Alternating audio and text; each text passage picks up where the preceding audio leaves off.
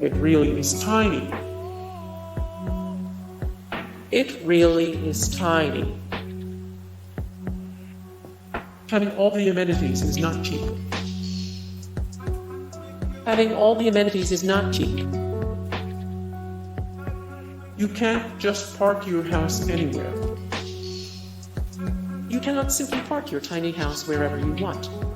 There are all kinds of rules and regulations about where you can be, how long you can be there, building parameters, and more.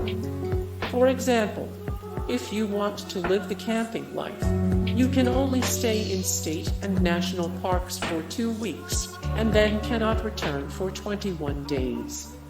That's a lot of bouncing around. But can't you just buy a plot of land? Yes, you're still subject to building codes. A lot of tiny homes are too small to be considered habitable developments, and thus are frequently fined. Showering is a huge production. Sure, you can have a shower in your tiny house, but the options are, as with everything, limited. Let's assume you have the water part taken care of, which is a big assumption because that alone is no easy task. You either have a shower too small to turn around in, or your entire bathroom is a shower, introducing a whole new slew of moisture issues.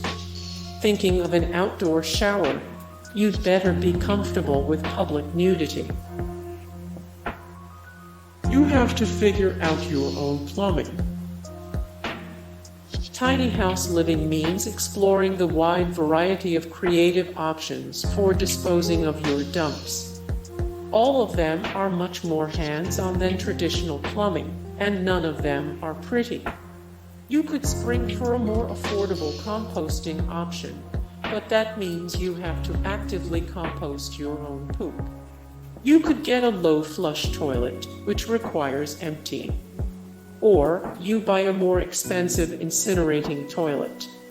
Believe it or not, the incinerating toilet doesn't smell like chocolate chip cookies when it's roasting your turds.